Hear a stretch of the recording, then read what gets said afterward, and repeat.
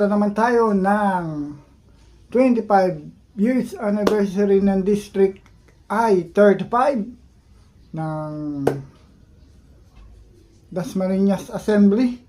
Ngayong araw na to, yung 4th degree anniversary po namin na 25 years. Kaya magkita-kita na lang tayo doon. Let's go guys, punta na tayo doon.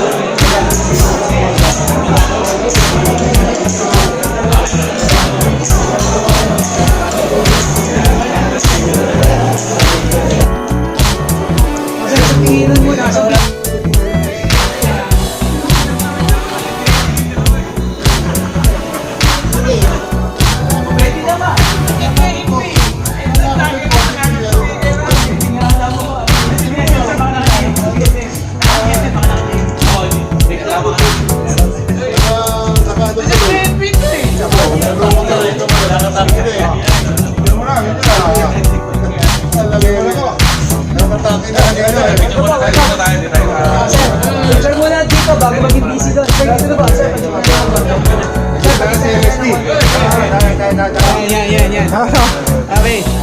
Okay.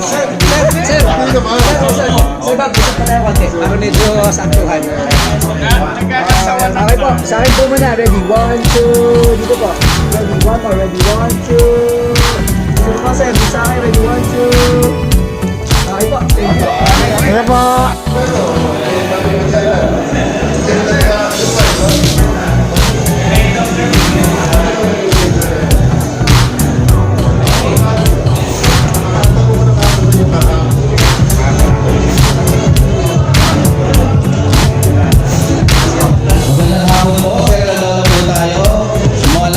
Gusto po kumuha ng kamay, nandito po sa aking kanan.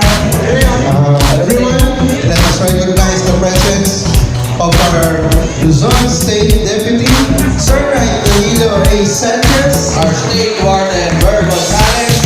our State Executive Secretary, Edwin Magpayo. Let's give him a round of applause for that. Hi sir, good afternoon. Good afternoon, board officers. Take your seats.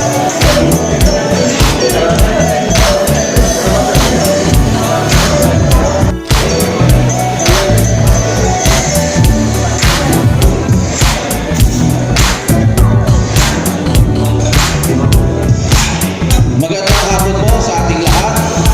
Sa ngalan ng Dasmariñas Assembly ACN 2634, malugod po namin kayo tinatanggap sa pagdiriwang ng ating silver anniversary, ang 25th founding anniversary ng ating Assemblea. Ang temang 25 taon ng pagkapakabayan, pananampalataya at pagkakaisa.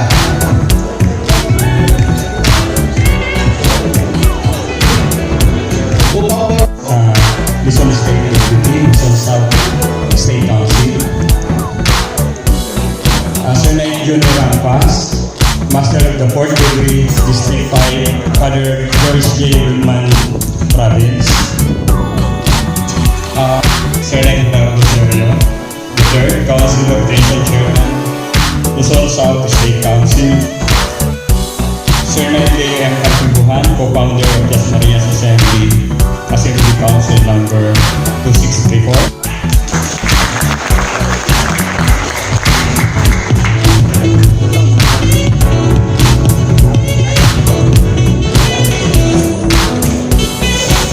Maraming salamat po, Sir Knight Trino Daniel, sa makabulang pagbubukas. Ngayon naman po, pakinggan natin ang mensahe mula sa ating faithful navigator para sa maternal year 2025-2026, Sir Knight Justiniano B. Rementilla.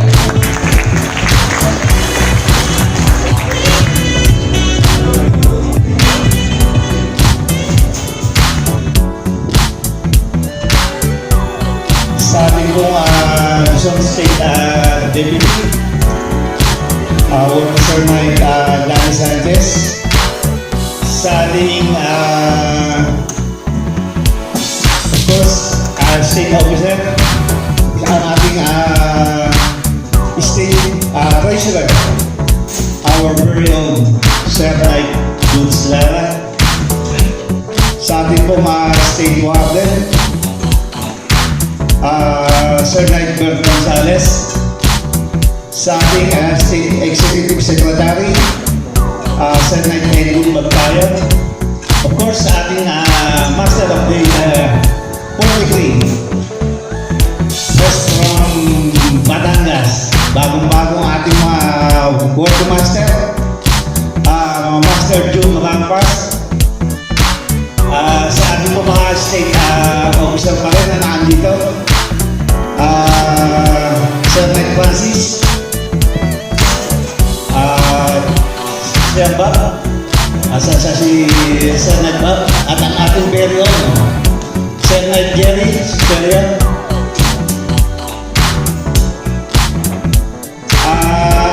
Ang ating mga past faithful navigators na natin tuloy po, Sir Knight Lando, Sir Knight Manny, sino ba? Sir Knight Francis, of course.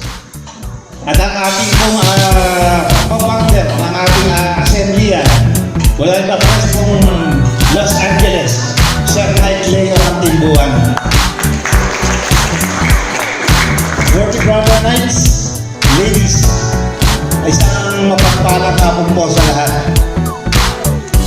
Una po, isang maligayang araw para sa selebrasyon na ating gagawin upang gunitain ang 25 taon na ating pagkakabalero at pagkakaasastan Assembly at Dasmariñas Assembly ACN 2634. Sa ating pong tema na 25 taon na pagkakabayan, pananampalataya at pagkakaisa. Pagkamakabayan, patriotism, the fourth principle of the fourth degree principle of the fourth degree. Siguro po ito ay palagi nating ginagawa regular activities natin every year, like Independence Day. Sa ngayon po, meron po tayong ginaganap na sarili na Independence Day dito sa Dasmariñas, sa City of Dasmariñas. Kami po'y nakikiisa sa selebrasyon ng Dasmariñas Independence Day na ang Knights of Columbus po ang nakatasan na magdala ng Philippine flag during the Independence Day. We are very proud na tayo part ng City of Dasmariñas sa selebrasyon. At sa hapon nga po, after ng Dasmariñas Day, ay nakikiisa rin tayo sa celebration sa Kawi. Nagkakaroon din po tayo doon ng replay sa bantayan ni Emilio Aguinaldo. At during Dasmariñas Day, tayo rin po ay nakikiisa sa ang ating mga honor guards sa replay ng bantayan ng ating kilala at taga-Dasmariñas na si Don Placido Campos sa harap po ng Parish Church sa Immaculate Conception. At to be meaningful sana ang ating 25th anniversary, nagplano po ang ating assembleya na restoration ng bantayan ni Crispolo Aguinaldo dito po between San Juan and Paso Santon. Yun po yung marker ng labanan sa Paso Santon. At doon na po napatay si Crispolo Aguinaldo. Plano po ng ating assembleya sana na masasagawa lahat ng proyekto ng ating assembleya o ng bilang Knights of Columbus. Kung walang pananampalataya, we are always hoping for the God's faith in God na siya lamang ang tutulong sa bawat isa sa atin upang may sa katuparan ang ating mga programa mga gawain bilang sa assembleya sa Dasmariñas po. Pagkakaisa, unity. Siguro nabanggit kanina ni Father, talagang hindi naman natin din magagawa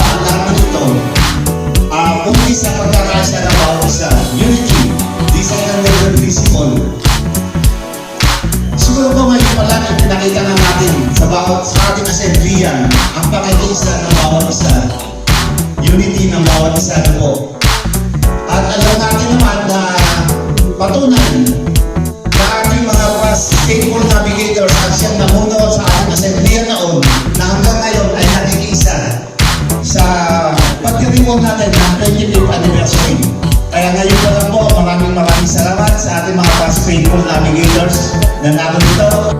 Hindi ko na rin po kakabahan at nalalong ko po na ang ating mga state officer at lalo sa pamumuna ng ating Luzon State Deputy ay narito din sa pakikisa sa ating unity sa ating assembly. Kaya po sila narito. Pinakikita na of course, ating press Basta of the 43 ang pakikisa nila sa ating assembly sa pagdiriwang ng 20th anniversary. Kaya maraming po salamat sa pagdating at pakikisa nyo sa selebrasyon ng aming assembly. Ng gabay. Sa loob ng 25 taon, napakarami na natin pinagdaanan bilang isang kapatiran. Upang sariwain ang ating kasaysayan at mahalagang tagumpay.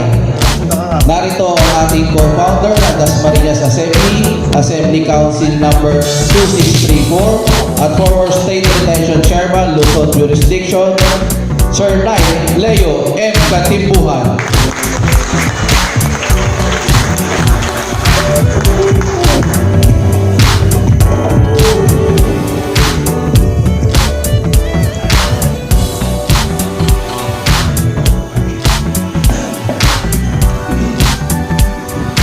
Sir Nagkala, hindi ako nagbibiro. Dala talaga ako. Ako sa Amerika. Thank you, Sir Naglamas. Sa ating Luzon South State Deputy, Sir Nag Danilo Sanchez. Ating State Executive Secretary, Edwin Magbayo. State Warden, Ben Gonzalez. Ating Master of the 4th Degree District 5, George Wilman, Prime Minister na June Rampas. Sa ating magiging Sir Knights na nagmula sa ating assembly na ngayon ay kasalukuyan ng lingkod sa mga national position ng Rancho Columbus, Luzon South State Treasurer, Sir Knight Eduardo Lara. Former Master Degree na narito na hapon at nakikiisa sa ating 20th anniversary ng Dasmariñas Assembly, sa ating mga ladies ng Rancho Columbus, at higit sa lahat sa aking may bahay na si Andy. Magandang hapon po sa inyong lahat.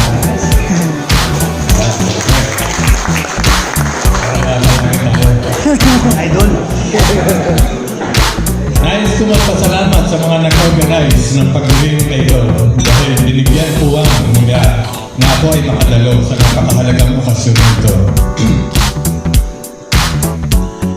Sa susunod na linggo, ako po ay pabalik sa Estados Unidos at aking babaunin ang masayang alaala ng araw ng ating pagkasama-sama natin. Nung ako ay nasa Amerika, tinawagin ako ni Sir Knight Orly upang ipapatid ang kanilang planong ipagdiwang ang mahalagang okasyon ito. Bago kumakalimutan, gusto ko rin makinig ang ating sangguniang bayan member, Sir Knight Asibiro. Maraming salamat po. Ipinabatid rin niya ang kahilingan na magbigay ako ng mensahe hingil sa kasaysayan ng Dasmariñas Assembly. Aking aaminin na ako ay nagkatuloy tanggapin ang tungkuling inihatang sa akin. Bagamat ako po ay isa sa nagtaguyod ng Dasmariñas Assembly, ako po ay 24 na taon na nawalay sa ating bayan at nanirahan sa ibang bansa. Hindi malayo na may makalita na akong detalye hinggil dito. Subalit sinabi ni Sir Knight Orly na napag-usapan at napag-desisyonan ng planning committee na kanilang gaganapin ang pagdiriwang sa panahon habang ako ay nasa Pilipinas upang tiyakin ang aking pagdalo.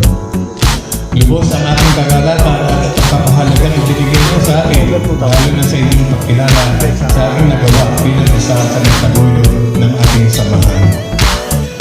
Masayang isipin na binigyan halaga ninyo ang kaysaysayan ng Dasmariñas Assembly. Hayaan niyo sa abot ng aking kakayahan ay maibahagi ko sa inyo ang aking talaman.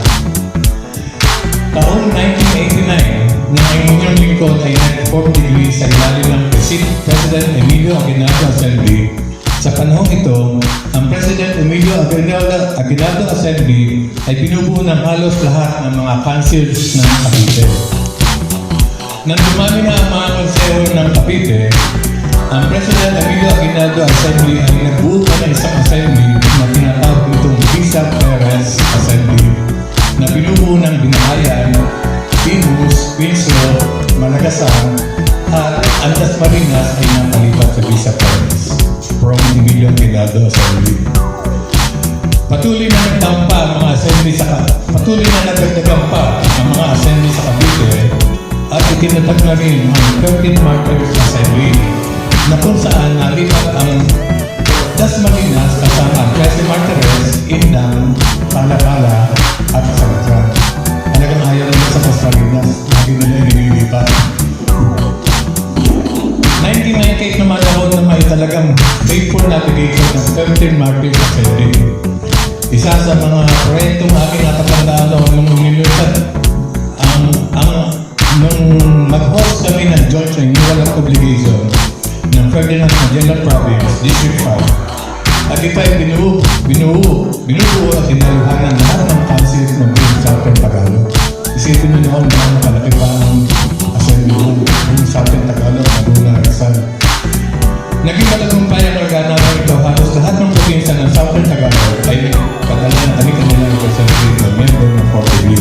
Doon po namin ginanap yan sa President Perez. Nagpatuloy ang pagdami ng councils at sa taong Columbian Year 2000-2001 ay tinatag ang Dasmariñas Assembly na binubuo naman ng Dasmariñas, Bayan, Palapala, Salitran, Area E at Golden City Subdivision. Kaya nakailang lipat na ang Dasmariñas.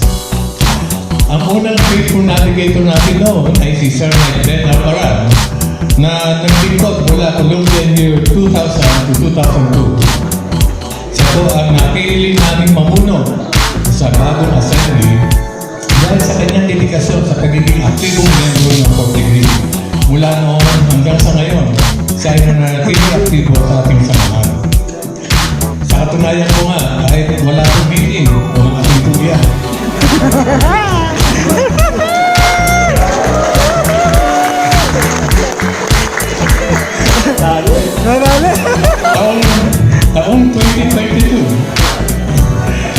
taong 2022, dalawang taon makalipas ang pagkakatatag ng Dasmariñas Assembly, ang inyong lingkod ay naging mga bansa at nagtungo na sa Amerika.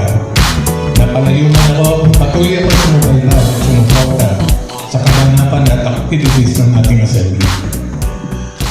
Napahalagang gunitain ang ating pinagmulan at marapat na tayo ay magpasalamat at magpapamahal sa ating bayan at maging tapat at hanggang magsakripisyo sa kapakanan nito. Malalim at mabigat ang ating tungkulin. Malaking paghamon sa ating mga 40B ang kasulpunan usapin ng ating bansa. Ganon man pagtakpan ay umalingaw-ngaw ng issue na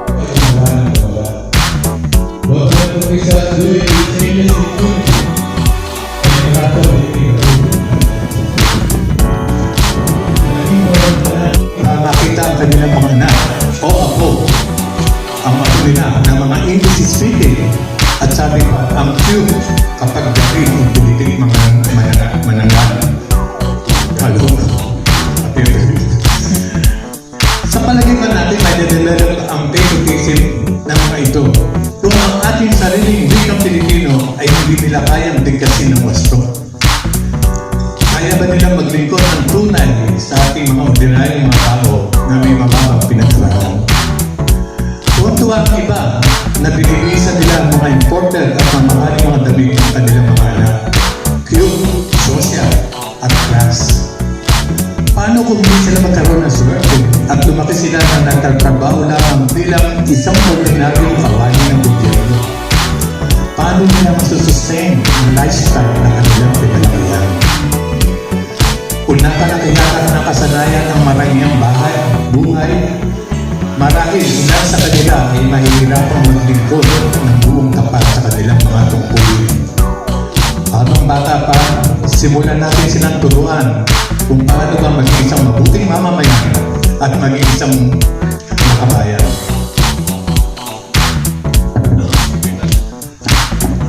Halimbawa, bigyan natin sila ng wastong kamalayan. Kano ba ang dapat gampanan ng gobyerno upang makapagsilbi ng tunay ng mamamayan. Responsibilidad po natin na bilang mga 4th degree. At tayong mga 4th degree members, tanungin natin ng ating sarili kung ginagampanan ba natin ng totoo ang pagiging isang makabayan. Sumusunod pa tayo sa mga batas o dinadaan natin sa batas. Nagbabayad na tayo ng tamang buwis. Nakikipag-usap tayo sa ating mga accountant at pababayad natin ang buwis na ating babayaran. At kapag tayo ay na-audit, kukutsabahin natin ang mga auditor upang pababayad ang buwis at pagkakitaan na lamang ang napipili. Pinaayos natin ang ating mga transaksyon sa gobyerno sa pamamagitan ng mga fixer sa plagayan. Bago pinapapasan, pupunta tayo sa lansangan at sisigaw ng itigil ang korupsyon. Ngunit ang katotohanan, tayo ay naging bahagi ng pamumarapat ng kawain ng gobyerno. Nawa ay simulan natin mga na bago ng Pilipinas ay nagsimula ang bahagi ng ating mga korupsyon. Tayo ay supporting member maraming salamat po at sana ay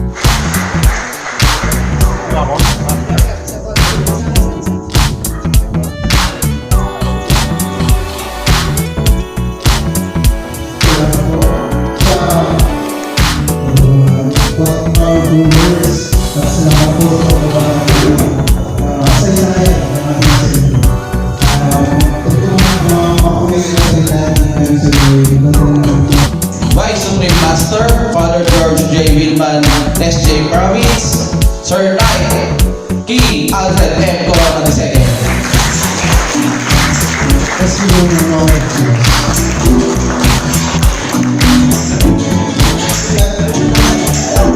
Susunod po.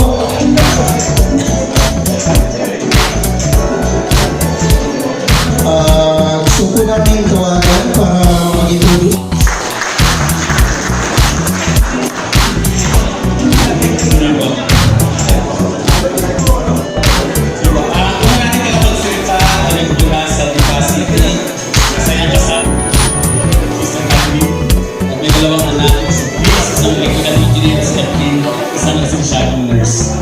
Nagtapos siya ng Bachelor of Science in Maritime Transportation sa Resinong Batangas noong 1900 sa Batangas siya mag-ukrima.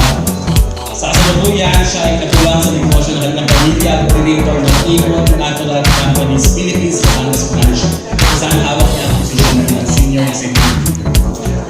Nagsimula ka ng maglilingkod sa Nest Columbus noong 10 ng Marso 2012 nung siya ay nakipasok sa first degree at sumapi sa San Sebastian Council 6122. Sa loob ng 3 taon, siya ay inilang ng Valentine's at ginawaran ng Cable Star na may 310% ng Gold Council Award. Muli, siya ay nahalal sa sulod na bawal at muling tumanggap ng Cable Star na may 325% ng Gold Council Award.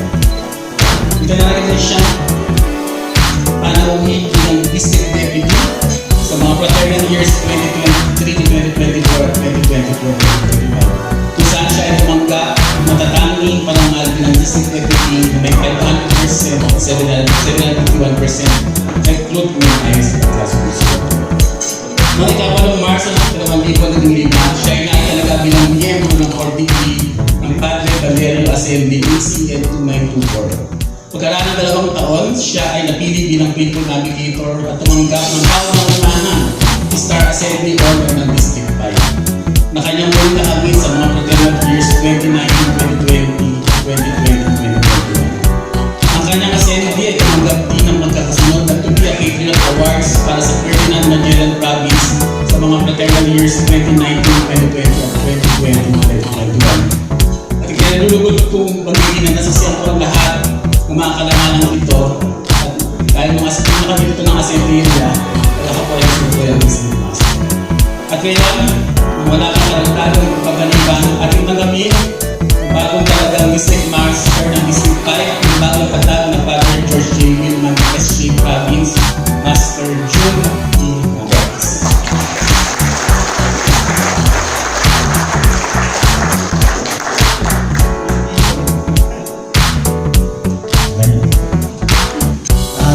Vice Supreme Master, Sir King Alfred Corona, sa Eduardo Lara, sa ating State Warden, Sir Lindbergh Gonzales. Ito pa ako na bumati sa amin January. Sa ating Executive Secretary, Edwin Mapayo, Sir Ned. Sa aking former Master of the Fourth Degree, may SOS State Officer na si Sir Ned Serio.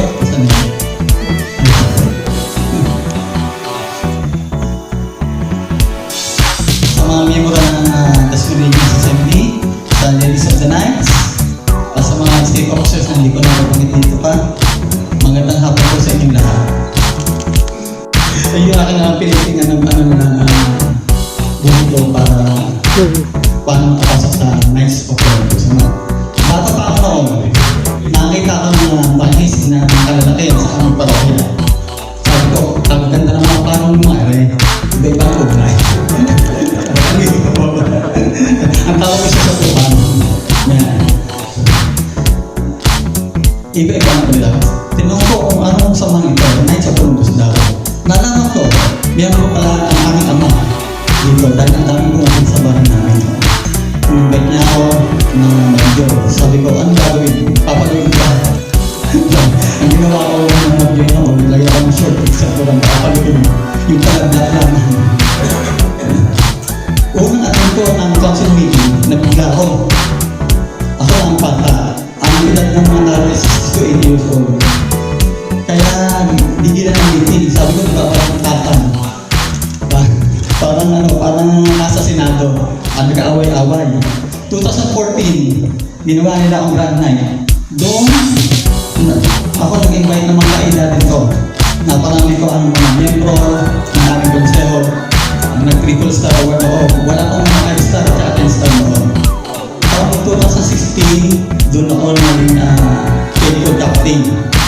2017, naging Petro Navigator ako. 4 years ako, kanonuli, Sir natin Master Jerry. Grabe ang sipag ni Master Jerry. Hindi kaya kakaya.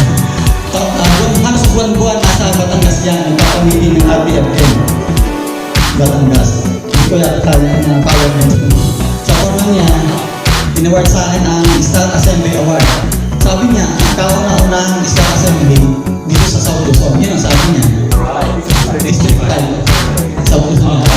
Ang kauna-unang doon nagkaroon ng award. Noon. Sinilang pa ng dagawin na Stan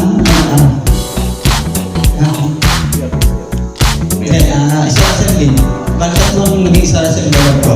4 na Civic Award at 3 Appetit Award na nilang kami by Supreme Master. Sa sipag ng Master, sinipahan ko na sinuportan ko siya. Ginawa niya mga RPFM chairman, panahon niya, laging force ng mga event ng 4 degree. Masaya ako sa kapatiran ito. Sa saya ko, pinasok ko na rin ang pagiging pagdalaman ng council board. Sanay naman ako sa sales dahil aking business ay sa sales din. 2 years ako naging district deputy, nagpapas ng council, at outstanding lead last year. Ginamparan ko ang aming platoon bilang leader ng Knights of Columbus. Hindi sinasupusot at sinisip ko, hindi lang pasalan. Ang pagiging makabaya, pananampalataya at pagkakaisa sa bawat miyembro ay aking ginagampanan. Bilang Jesus. Gilman SJ Province, District 5, West Southern Tagalog, Dasmariñas Assembly, ACN 2634, is hereby presented to Lapas Master of 48, District 5, a grateful recognition ng palataya at pagkakaisa. Your inspiring words and valuable insights have enriched the program and strengthened the spirit of patriotism, faith, and unity among all participants. Given this 25th day of January 2026 at Metro Game Clubhouse, Sampalan 1, City of Dasmariñas, Cavite, signed Faithful Navigator Sir Knight Justiniano B. Revenilla, District Deputy Sir Knight Robert S. Omelio.